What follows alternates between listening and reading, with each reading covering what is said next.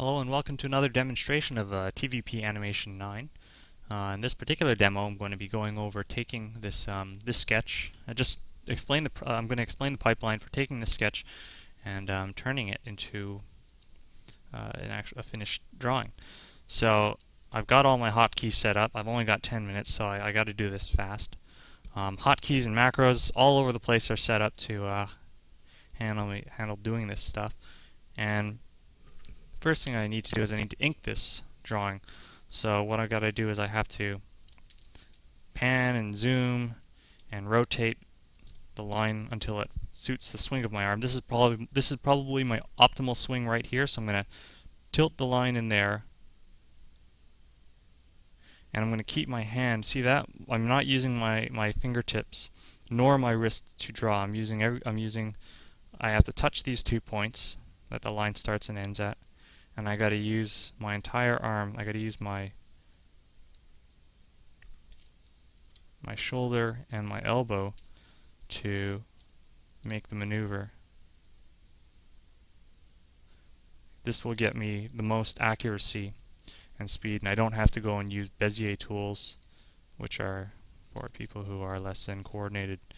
Does have those tools, but I just like using my own arm and hand. But you pretty much get the idea. It's an arduous process, you just go through, one by one, bit by bit. Let me try using this tool here. You can set up your pencils so hang on, I don't want to use that one. Let me try using this one. First I gotta set this up for an optimal swing. Now I can use the right click and it will allow me to erase only the most recent stroke. That's with the drawing off. You just go through until the whole thing's done, and basically what you wind up with is something like this. So, I've gone through, I've inked the whole thing. I can turn off my sketch layer now. I can make a new image layer. Let's throw that back there. This one will have to be a fill layer. Alright, go into a shape tool. And with the shape tool here, let's choose this really ugly pink. I gotta find the ugly pink. It's not the ugly pink. Hang on. Yeah, there's the ugly pink. Okay. Ugly pink. The reason I'm not using a gray is because gray is too close to black. There we are. That gets rid of that. Get rid of that. Get rid of that. You go through and you just start cutting out all the little bits that you don't need. I'm going to use I'm manually using the shape tool now to cut out bits that I don't need, or I can go back to the fill tool and cut those out. Everything's rigged up on hotkeys. It's a wonderful program in that you can pretty much anything under the sun, anything that this thing does can be hooked up to a hotkey.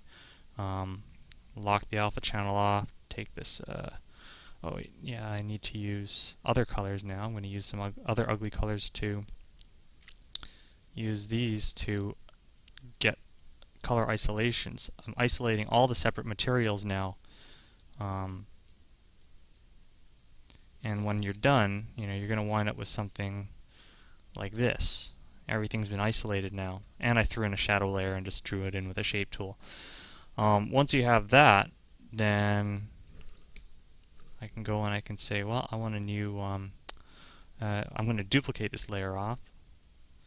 So in this case, I'm going to turn this one into my paint layer. Paint layer here, I've got my alpha channel locked off. I'm going to choose a neutral gray. Just fill that in like that. Got another macro button hooked up. Go back to the fill tool, grab, back to here.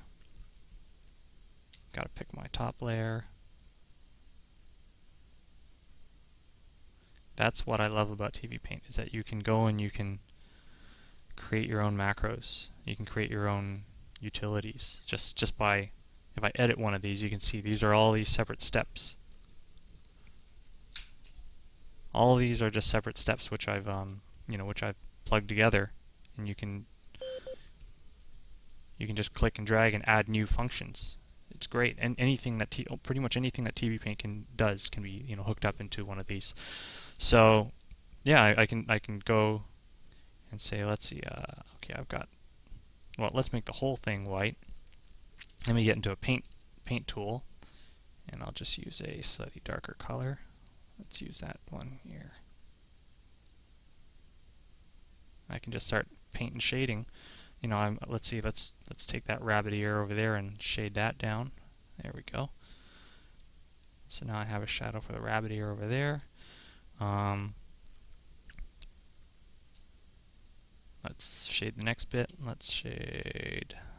Oh, I gotta get to the fill tool. I'm gonna pick this one and that one, and I can grab any number of parts I want. Go back to this tool here, grab the top layer again. I'm going to use a brown now.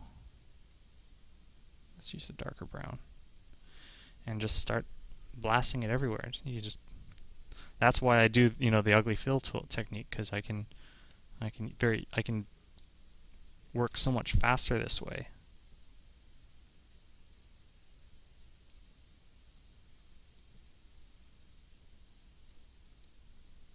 And then I can just paint wherever I want the shades.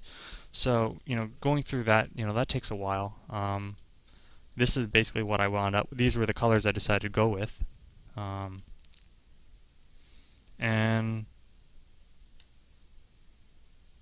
when I was done, I still have to apply a bunch of things to this. Let's see, there's my shadow layer back there. I have a new layer on top. I got to apply my effects. Let me show you what I got going here. Oh, I got to unlock that. So I have a background generator here to make that. I've got an image source here. This is going to use the display there to put that back on there. I'm going to duplicate this off once. Let's use this one to use. I'm going to use my shadow layer and set that one to multiply. Whoops, not sub. Use it to multiply. Okay. And I can add another effect. This time I like to have my color adjust. No, not yet. I want to use a bloom.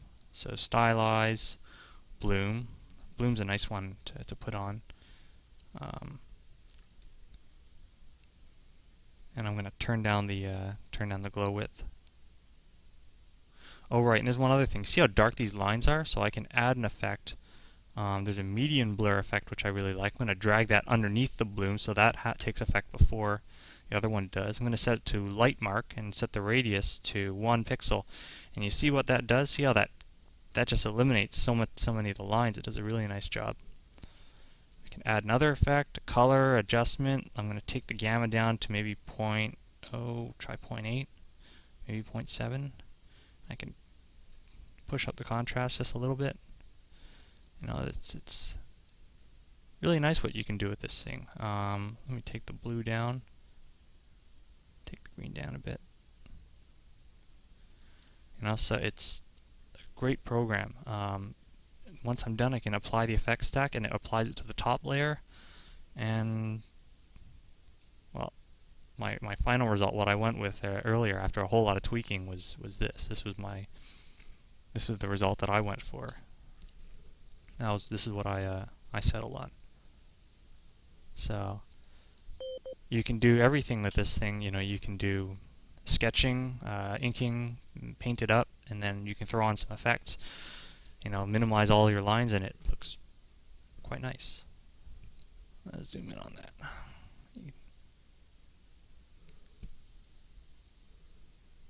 That median blur really does a good job of eliminating the lines. But yeah, the bloom, a little bit of bloom, a little bit of contrast adjustment. It's great.